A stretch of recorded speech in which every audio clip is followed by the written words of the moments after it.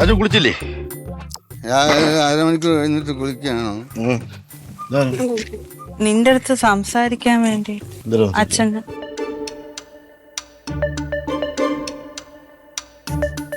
Madam പറയുന്നത് കേൾക്കണം. Madam പറയുന്നത് കേൾക്കണോന്ന്. കേട്ട് എന്താന്ന് വെച്ചാൽ അല്ല, പുള്ളിയുടെ കാര്യം പറയട്ടെ. പുള്ളിക്ക് എന്താ പ്രശ്നം എന്നുള്ളത് പുള്ളിയല്ലേ പറയണ്ടത്. അത് നമുക്ക് ഇപ്പൊ ഈ വീട് മൊത്തം നമുക്ക് വേണമെന്നു. വയ്യാത്ത അച്ഛന്റെ മുമ്പ് നീ ഇങ്ങനെ ഒരു കുഴപ്പമില്ല. എനിക്ക് ഈ 15 വീടും ഈ കറക്റ്റായിട്ട് കായ്ക്കാത്തൊരു മാവുമാണ് ഈ കളം എനിക്ക് തന്നത്. അപ്പൊ നമുക്ക് ഈ ഒരു വീട് കൊണ്ടുവന്നു. വീട് ഞാൻ കൊടുക്കാം, പക്ഷെ പാതി എനിക്ക്.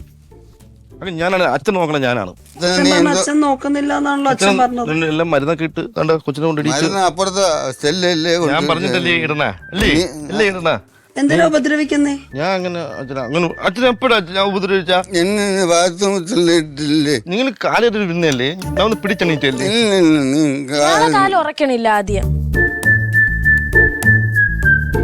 എന്തിനാണെങ്കിലും പ്രായമായവരെ ഉപദ്രവിക്കുകയാണെങ്കിൽ കേസ് കൊടുക്കാനുള്ള മാർഗങ്ങളൊക്കെ. ഞാൻ വനിതാസെല്ലിൽ വർക്ക് ചെയ്യുന്നത്. എന്താ അപ്പൊ നമ്മളെ ബാധിക്കുന്ന കാര്യമില്ല, പെണ്ണുങ്ങളെ ബാധിക്കുന്ന. അങ്ങനൊന്നുമില്ല. വനിതാസെൽ എന്ന് പറഞ്ഞാൽ പെണ്ണുങ്ങളെ ബാധിക്കുന്നൊന്നുമില്ല. അച്ഛനെ നോക്കണം. ഞാൻ കേൾക്കണം. അച്ഛനെ നോക്കണം എന്നുള്ളതിനേക്കാൾ ഉപരി അച്ഛനെ ഉപദ്രവിക്കാൻ പാടില്ല. അച്ഛനെ ഞാൻ ഉപദ്രവിക്കും. നിങ്ങൾ കണ്ടാ ഉപദ്രവിക്കും? അവര് പറഞ്ഞല്ലോ ഈ ചെയ്യുന്ന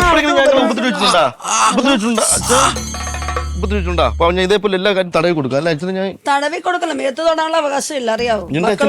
എനിക്ക് തൊട്ടുകൂടി. അച്ഛനാണേലും ശരി, നേരെ ചോനെ നോക്കുന്ന മകനാണെങ്കിൽ തൊടാം. അതിനപ്പുറത്തേക്കൊന്നും നല്ലപോലെ അച്ഛനെ ഞാൻ നോക്കണം. അതുകൊണ്ടാണല്ലോ അച്ഛൻ ഒരാളെ വിളിച്ചു വരുത്തേണ്ട ഒരു അവസ്ഥ വന്നു.